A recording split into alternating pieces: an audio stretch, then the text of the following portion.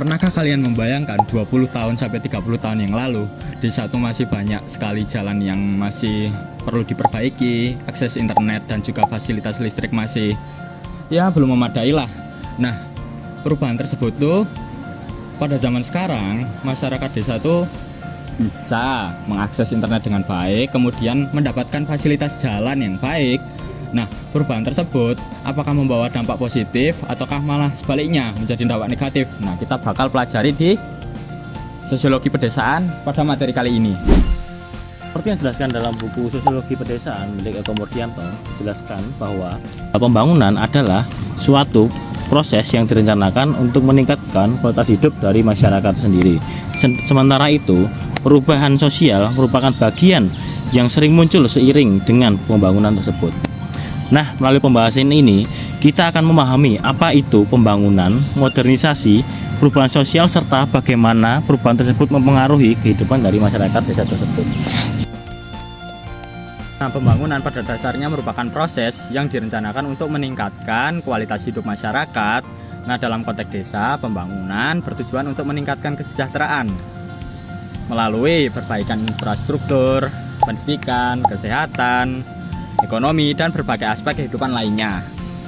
Nah, dalam buku ini dijelaskan bahwa pembangunan diarahkan untuk menciptakan kehidupan masyarakat yang lebih baik dan lebih sejahtera.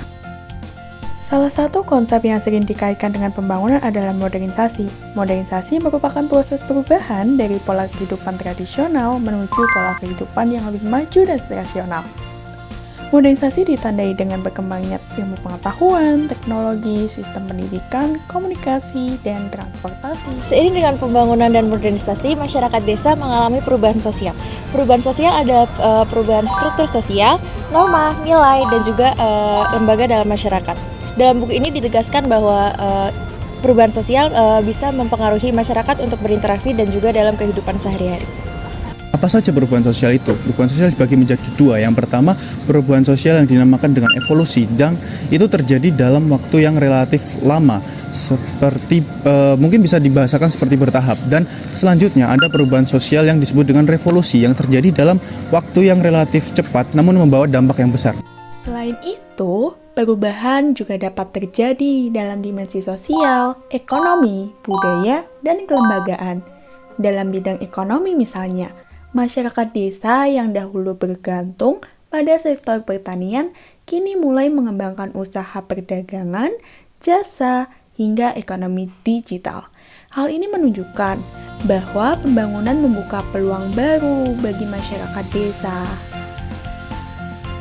Dalam bidang sosial, perubahan masyarakat ini mulai terjadi perubahan dari sebelumnya sangat bergantung pada ikatan kekerabatan, mulai mengalami perubahan akibat peningkatan teknologi, pendidikan, dan mobilitas penduduk, yang dimana bisa disimpulkan bahwa masyarakat desa sendiri sudah terbuka terhadap perubahan dan pengaruh dari luar.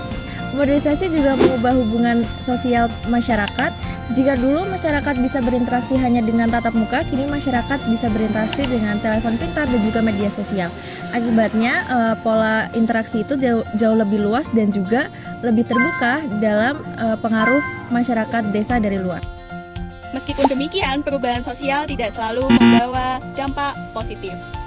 Modernisasi yang terlalu cepat dapat melunturkan nilai-nilai lokal seperti gotong royong, kebersamaan, dan juga nilai solidaritas yang menjadi ciri khas masyarakat desa. Nah, oleh karena itu, penting untuk menyeimbangkan antara kemajuan dan juga perkembangan nilai-nilai budaya lokal di masyarakat desa.